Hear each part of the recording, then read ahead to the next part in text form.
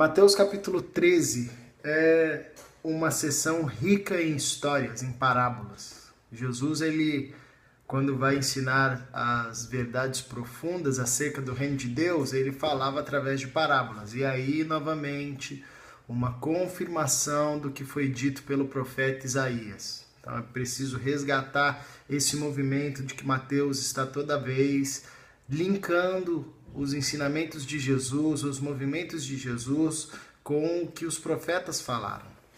E aqui é o cumprimento da profecia que está em Isaías capítulo 6, né, o texto conhecido, quando Isaías diz: Senhor, eis-me aqui, envia-me a mim. E Deus diz para Isaías: ok, você vai falar para um povo e você vai falar, eles vão ouvir, mas não vão entender, eles irão ver, mas não irão crer, né? E o coração deles será endurecido. E Jesus conta a parábola e ele explica o porquê que ele fala em parábolas, e ele cita o profeta Isaías dizendo: eu conto as parábolas para que ouvindo não ouçam, vendo não vejam, entendendo não entendam, não creiam e assim não sejam salvos por causa da dureza do coração desse povo. O que na verdade é um movimento, é como se Jesus estivesse falando: vocês estão tão perto, né? Mas só que a dureza do vosso coração é tão grande que vocês não conseguem enxergar. Não é um movimento que Jesus não quisesse que o povo não entendesse o que ele falava. Mas, na verdade, Jesus falava de forma tão simples, mas o coração do povo estava tão obstinado, tão endurecido, que o povo não entendia. E era o que acontecia. Nesse movimento, a lógica é invertida, porque os mais sábios da época não compreendiam os ensinamentos de Jesus.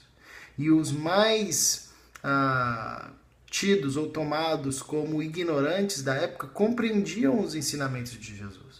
O que Jesus está ensinando aqui através das parábolas? Que compreender as verdades do reino não é fruto apenas de um exercício intelectual, de um exercício racional, mas é, na verdade, e de forma profunda, um milagre do Espírito Santo.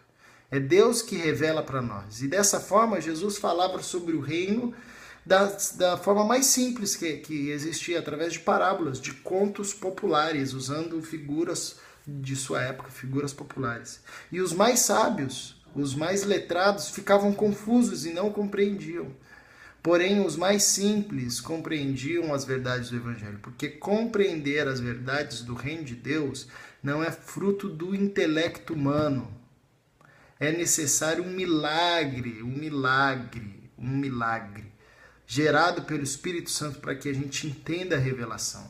O nosso intelecto nos leva até um ponto, mas ter uma experiência profunda de conhecimento com Deus e conhecer a Deus é muito mais que saber sobre, mas é se relacionar de forma profunda, de forma íntima. Até mesmo essa é a raiz da palavra conhecer, né? Era uma palavra usada para descrever a relação sexual entre o marido e a mulher. Ele conheceu a sua mulher, ou seja, então não é um conhecimento de saber sobre, é uma relação profunda e íntima. Então conhecer nessa profundidade é milagre do Espírito Santo, não é fruto do exercício intelectual, do exercício místico, né?